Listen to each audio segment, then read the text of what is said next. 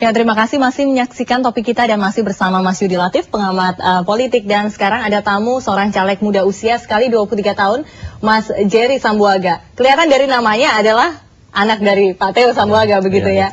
Iya. Mas Jerry, langsung saja, apa sih yang mendasari Anda kemudian mau dicalekkan oleh Partai Golkar? Iya, pertama-tama jadi Mbak, saya merasa itu kaum muda, khususnya di Indonesia, di Jakarta ini itu kurang terwakili suaranya di parlemen dalam hal ini. Jadi saya merasa sebagai bagian dari kaum muda, generasi muda, saya merasa sudah waktunya kita untuk berjuang. Waktunya kita untuk membawa aspirasi masyarakat, khususnya pemuda itu. Tapi perjuangan kan tidak harus di Senayan begitu, bisa di mana saja. Betul, perjuangan bisa di mana saja. Cuman saya merasa dengan berjuang di Senayan, di parlemen itu bisa membawa perubahan yang lebih besar, lebih signifikan. Dan saya merasa saya mampu dan bisa untuk itu dan berjuang untuk biar itu. Masyarakat jelas apa latar belakang pendidikan Anda dan bagaimana pengalaman Anda di politik, perpolitikan Indonesia selama ini. Ya. Jadi saya itu menempuh pendidikan S1 saya di San Francisco, Amerika Serikat. Saya ambil ilmu politik dengan konsentrasi hubungan internasional. Dan S2 saya ambil hubungan internasional dengan konsentrasi kebijakan internasional keamanan internasional di Columbia University di New York. Yang kebetulan Barack Obama juga sekolah di sana. Oh, jadi nuansa Barack Obama yang sangat terbawa sekali begitu ya? Semangat pembaharuan. Oke. Lalu pengalaman politik Anda di dunia politik praktis di Indonesia? Ya, saya sudah terlibat secara cukup aktif di Partai Golkar semenjak tahun 2002. Saya sering aktif apabila Partai Golkar melakukan acara-acara seminar. Jadi koinsiden aja, bukan sebagai pengurus begitu?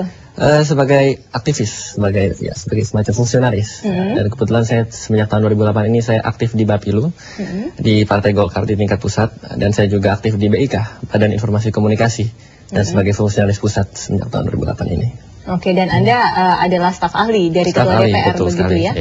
Oke, begitu. Tapi banyak orang melihat bahwa Anda masih berusia 23 tahun begitu. Kalau toh nanti running untuk 2014, usianya juga masih sangat muda. Mbok Yao begitu bermain-main di kancah yang lebih objektif di luar panggung politik Senayan begitu. Menurut Anda bagaimana? Ya, kalau misalnya masalah waktu, saya rasa itu kan tidak ada masalah.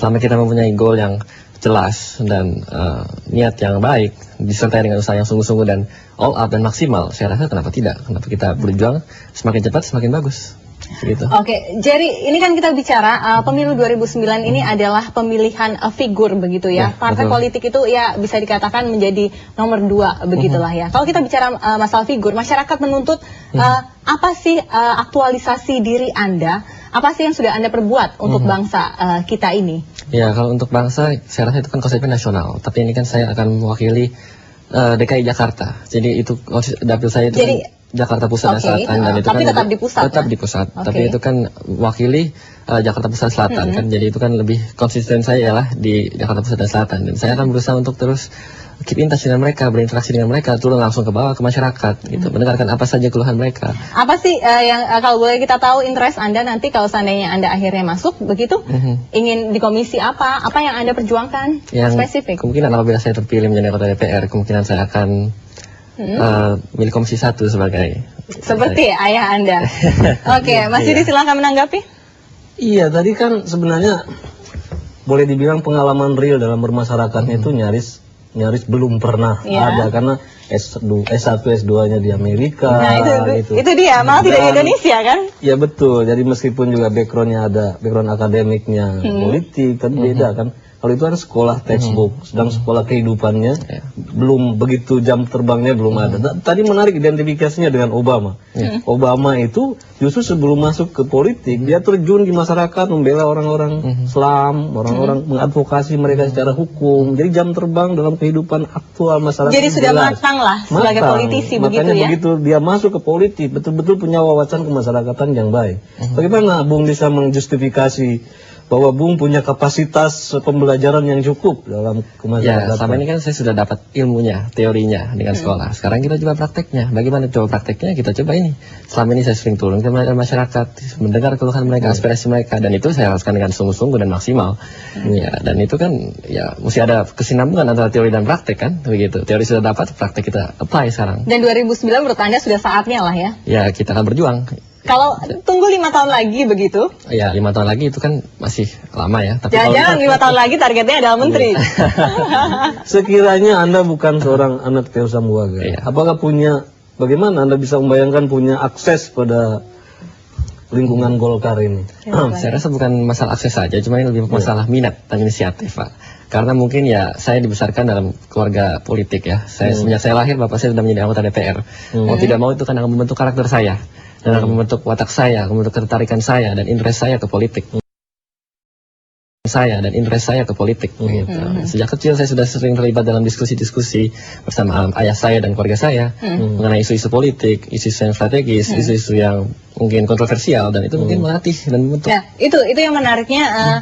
Jadi beberapa nama muda yang lahir dari anak dari tokoh politik kan mereka ini sudah terbiasa dengan diskusi politik dan lain sebagainya. Apakah itu tidak menjadi satu hal yang positif gitu, Mas Yudi? Ya, itu salah satu keunggulan dari anak-anak tokoh-tokoh politik. Memang dimanapun mereka sudah lebih fasih di dalam bahasa politik, wawasan politiknya sudah lebih baik. Oleh karena itu dia punya apa yang disebut sebagai prior ethos. Jadi semacam etos kewibawaan bawaan gitu, yang dengan itu mereka lebih bisa cepat mengikuti perkembangan politik. Tapi masalahnya di negara Amerika sekalipun biasanya anak-anak tokoh-tokohnya, bahkan misalnya George Bush, itu perlu menjadi mulai dari county, ikut kader partai, kemudian bergerak menjadi pemimpin-pemimpin lokal kan gitu, gubernur, baru kemudian adalah tahapannya begitu ya, adalah tahapannya. Di sini kelihatannya terlalu mudah untuk nanti jangan-jangan ini politisi karbitan begitu kan? Ya,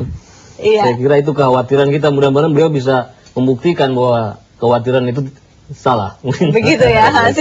Silakan Jerry. Iya, saya rasa itu soal waktu ya, Bang, benar. Mungkin banyak orang bilang itu instan ya, tapi ya saya juga mengusahakan ya setiap hari berhubungan dengan konstituen, cari cara gimana cara untuk dengar keluhan mereka, aspirasi mereka, dan memang betul butuh tahapan. Itu saya setuju sekali dengan Bapak.